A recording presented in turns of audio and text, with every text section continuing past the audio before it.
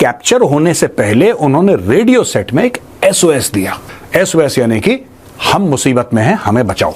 2 घंटे की चेस के बाद इंडियन कोस्ट गार्ड की बोट ने रोका पाकिस्तानी बोट को, उनको फटकार लगाई, कान वान भी खींचे होंगे पाकिस्तानियों के, और अपने 7 बंदे बचाकर इंडियन कोस्ट गार्ड वापस ले आया। पाकिस्तानियों ये क्या यार, 2 घंटे भागते रहे उनसे, वो खड़े तो होते। अबे भाई साहब अच्छा इंडिया के अंदर घुसे नहीं, मुझे तो ये समझिए इनका जिगरा किधर से है इंडिया के अंदर घुसने का। तो उधर से मछेरे पकड़ ली हो यार। भाई उनको कहते तो लोग पाकिस्तान के दूध में आके चलो हमारे साथ। यार वो पागल तो नहीं है पाकिस्तान के दूध में। मेरे इमरजेंसी मैसेज भी भेजा। हमारे 7 मछुआरे पाकिस्तानियों ने पकड़ लिए और हमारी इंडियन कोस्ट गार्ड बड़ी बहादुरी से उन्होंने 7 मछुआरों को छुड़ाया। सबसे पहले Indian coast guard, big salute to you, very well done, we are very proud of you. और पाकिस्तान ने भी अपना दस्तूर बरकरार रखा। 1971 में भी सरेंडर करा था उन्होंने, अब समुद्र पे भी सरेंडर कर दिया। पहले जमीन पे करा था, अब समुद्र पे करा। और यही वो बहादुर जवान हैं जिन्होंने बिना एक भी गोली चलाए पाकिस्तानी नौसेना की कोस्ट गार्ड को न सिर्फ झुकने पर मजबूर किया, बल्कि उनकी शिप पर जाकर हम सभी मछुआरों को वापस लेकर भी आए। वैसे मुझे लग रहा था कि मजा और आता जब हम पाकिस्तान की कोस्ट गार्ड की शिप को भी लाद कर ले आते। जो शिपिंग बोट थी उसका नाम था काल भैरव और वो डूब गई थी। इसमें हम काल भैरव शिपिंग बोट को नहीं बचा पाए, लेकिन इन सबको बचा के आज तकरीबन दोपहर के आसपास हम ओखा हार्बर ले आए, हमारा कोस्ट गार्ड शिप। दोस्तों मैं ये बात कई बार बोल चुका हूँ कि हम एक सांप के ऊपर भरोसा कर सकते हैं, पाकिस्तानियों पर कभी नहीं। ये वो कौम है जो पीठ में हमेशा छुरा घोंपेगी। दोस्तों इन्होंने हमेशा यही हरकतें की हैं। आप बताइए ये मासूम 7 मछुआरे जो थे, इनका क्या कसूर था? इनको जबरदस्ती पकड़ के लेके जा रहे थे। ये तो भारतीय नौजवान थे जिन्होंने जाबाजों ने पकड़ के उनकी गर्दन मरोड़ के सालों को लात मार के भगाया, मुर्गा बना के, माफिया मांग के चले गए सरेंडर करके। ये पाकिस्तान की शुरू से आदत है, पकड़े जाओ तो हाथ पे पकड़ लो, सरेंडर कर दो, मुर्गे बन जाओ, पैंटे पतलूने उतार दो अपनी। लेकिन दोस्तों ये है, इनकी हरकतें ये सारी जिंदगी करते रहेंगे। इसीलिए मैं कहता हूँ कि पाकिस्तान के साथ हमें कोई रिश्ता नहीं रखना है, और पाकिस्तान को जहाँ मिले जब मिले इनको जलील करो, इनको मुर्गा बनाओ, लाते मारो और भगाओ। जैसे आजकल इनको हम क्रिकेट और कबड्डी में टीम भेज के नहीं कर रहे हैं। इनको पूरी दुनिया के अंदर जलील करना ही सबसे बड़ा काम है। ये करते रहना चाहिए हमें को।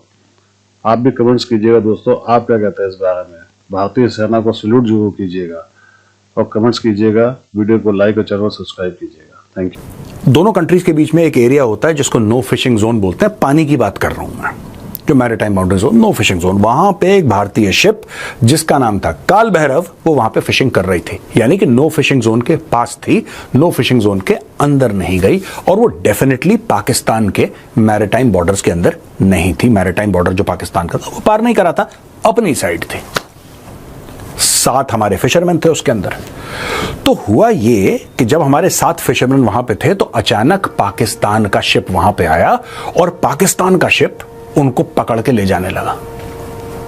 आप समझ रहे मेरी बात? गैर कानूनी हरकत करी पाकिस्तान मैरीटाइम सिक्योरिटी एजेंसी ने, पीएमएस। उनका जहाज था तो इनकी छोटी सी फिशिंग बोट थी, उनका जाहिर सी बात है, उनका they had a bigger vessel, a bigger ship. तो वो लोग आए और दुनिया भर का चेज करके इनको पकड़ के ले गए और इनकी नाव इतनी डैमेज कर दी जो मछुआरे थे भारत के, कि इनकी नाव डूब गई। यानी कि काल भैरव बाद में डूब गई, नाव डैमेज हो गई। स्टोरी ये हुई कि कैप्चर होने से पहले उन्होंने रेडियो सेट में एक एसओएस दिया।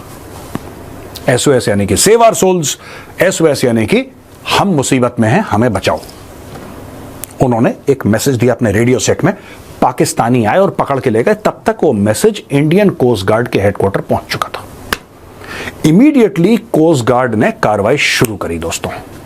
और जैसा कि फिल्मों में होता है कि सामने एक बोट चल रही है और पीछे इधर बोट चल रही है, और आगे आगे पाकिस्तानी बोट और पीछे पीछे इंडियन कोस्ट गार्ड की। 2 घंटे की चेस के बाद इंडियन कोस्ट गार्ड की बोट ने रोका पाकिस्तानी बोट को, उनको फटकार लगाई, कान वान भी खींचे होंगे पाकिस्तानियों के, और अपने 7 बंदे बचाकर इंडियन कोस्ट गार्ड वापस ले आया। सबसे पहले Indian coast guard, big salute to you, very well done, we are very proud of you. और पाकिस्तान ने भी अपना दस्तूर बरकरार रखा। 1971 में भी सरेंडर करा था उन्होंने, अब समुद्र पे भी सरेंडर कर दिया। पहले जमीन पे करा था, अब समुद्र पे कर दिया। पाकिस्तानियों ये क्या यार, 2 घंटे भागते रहे उनसे, वो खड़े तो होते। अबे भाई साहब वो अच्छा इंडिया के अंदर घुसे नहीं। मुझे तो ये समझिए इनका जिगरा किधर से है इंडिया के अंदर घुसने का। तो उधर से मछेरे पकड़ लिए हो यार। भाई उनको कहते तुम लोग पाकिस्तान के दूध में आके चलो हमारे साथ। यार वो पागल तो नहीं है पाकिस्तान के दूध में। फिर इमरजेंसी मैसेज भी भेजा। उसके बाद फिर भाई साहब कोस्ट गार्ड फौरन हरकत में आ गई और अपने जहाज को हुक्म दिया कि इनका पीछा करो। ओ भाई 2 घंटे फिल्मी सीन की तरह पाकिस्तानी जहाज को चेस करते और पीछे से एक मैसेज भेजा कि भाई हमें पीछे से मजबूर न करो कि हम तुम्हारी धज्जियां उड़ा दें। रुक जाओ। उसी टाइम रोक गए नहीं कि भाई साहब हमें अपने बंदे दो और तुम अपने रास्ते जाओ। तुमने अब बकचोदी तो पे लिए, तुमने गैर कानूनी काम तो किए, लेकिन भाई हमने शुक्र करे कोई मिसाइल से नहीं छोड़ दिया उन्होंने।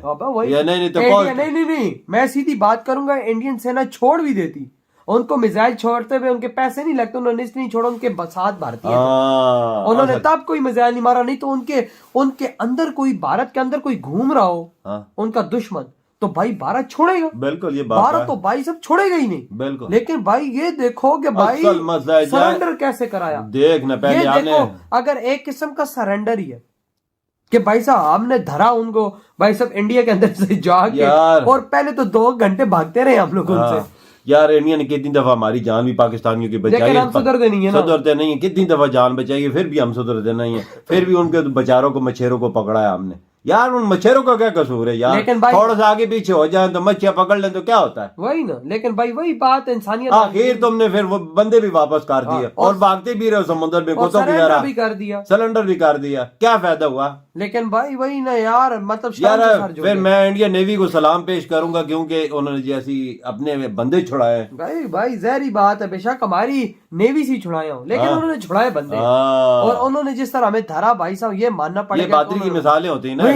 हमारे 7 मछुआरे पाकिस्तानियों ने पकड़ लिए और हमारी इंडियन कोस्ट गार्ड बड़ी बहादुरी से उन्होंने 7 मछुआरों को छुड़ाया।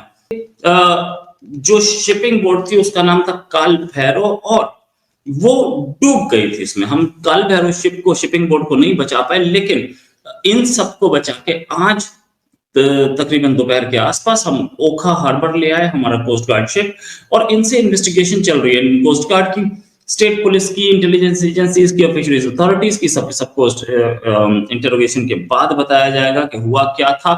ये नो फिशिंग जोन में थे, ये तो पक्का है, इसमें कोई शक नहीं, लेकिन नो फिशिंग जोन में होने के बाद भी इनकी बोट को मारा क्यों? डिस्ट्रेस कॉल आई है जिसकी लोकेशन है भारत और पाकिस्तान के बीच का जो मैरीटाइम बॉर्डर है, यानी कि समुद्री बॉर्डर है, उसके पास से, जहां पर नो फिशिंग जोन है, उसके करीब ही ये जगह है जहां पर इस शिप पर कब्जा कर लिया गया है। उसके तुरंत बाद भारत की कोस्ट गार्ड यहां पर एक्शन में आई और अपनी एक बड़ी शिप जिसका नाम है अग्रिम, उसे रवाना कर दिया। आईसीजी अग्रिम कुछ ही घंटों के बाद पहुंच गई इस मौके पर, जहां पर उन्होंने इस शिप का पीछा किया काफी देर तक, और करीबन बताया जा रहा है कि 2 घंटे तक ये चेस चली। कोस्ट गार्ड ने खुद बताया है कि 2 घंटे तक जबरदस्त पीछा करने के बाद हमने इन लोगों को पकड़ा, इनकी शिप को पकड़ा, और अपने जितने भी लोग इन्होंने हमारे कब्जा कर रखे थे वो छुड़वाए और वापस सभी लोगों को सुरक्षित रूप से भारत लेकर आए। और यही वो बहादुर जवान है जिन्होंने बिना एक भी गोली चलाए